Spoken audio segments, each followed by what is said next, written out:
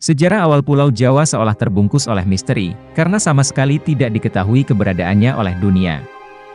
Sampai pulau ini dikunjungi oleh peziarah dari Cina, yakni Fahin pada tahun 412 Masehi.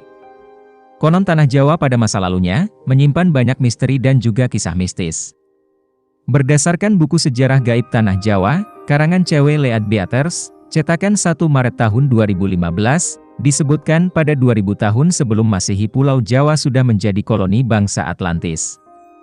Tapi saat Atlantis hancur, Jawa menjadi negeri yang terpisah di saat masih dikuasai oleh bangsa Atlantis. Inilah ajaran gaib hitam dan juga sesat mulai diajarkan kepada penduduk yang tinggal di tanah Jawa ini. Sehingga pengaruh aliran sesat itu kemudian semakin kuat, dan merusak kehidupan yang ada pada saat itu. Mereka memuja dewa yang kejam, yang selalu meminta persembahan manusia, dan hidup di bawah bayang-bayang tirani.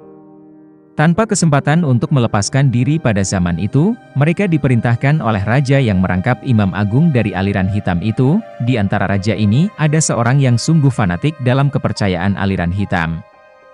Sang raja memiliki keyakinan bahwa hanya dengan menjalankan praktik kepercayaan yang mengorbankan darah setiap hari, maka wilayahnya dapat diselamatkan dari kehancuran. Hal ini didasari oleh keyakinan bahwa dewa-dewa ganas dan haus darahlah yang memegang kendali atas tanah Jawa. Pada saat itu para dewa telah membuktikan kekuatan dahsyatnya, dengan letusan gunung berapi secara berulang-ulang, dan juga bencana-bencana alam yang lainnya. Raja tersebut lalu memutuskan untuk melakukan sebuah pemagaran gaib, demi untuk menjaga dan memelihara perlindungan atas tanah Jawa. Salah satu caranya adalah dengan praktik ilmu gaib dari para ahli sihir. Sebelum datangnya Wali Songo generasi pertama, tanah Jawa dari ujung timur hingga barat ternyata memiliki julukan yang sangat mengerikan. Julukan yang sangat mengerikan ini tidak lepas dari karakter tanah Jawa yang memang sangat wingit atau angker. Seandainya tidak pernah datang Wali Songo generasi pertama, keangkeran seluruh tanah Jawa bisa dirasakan masyarakat hingga kini. Dari saking angkernya tanah Jawa, beberapa orang soleh yang diutus Raja-Raja Timur Tengah selalu mengalami kegagalan. Para utusan Raja Timur Tengah seperti Turki, selalu mengalami kegagalan dan meninggal dengan cara mengenaskan.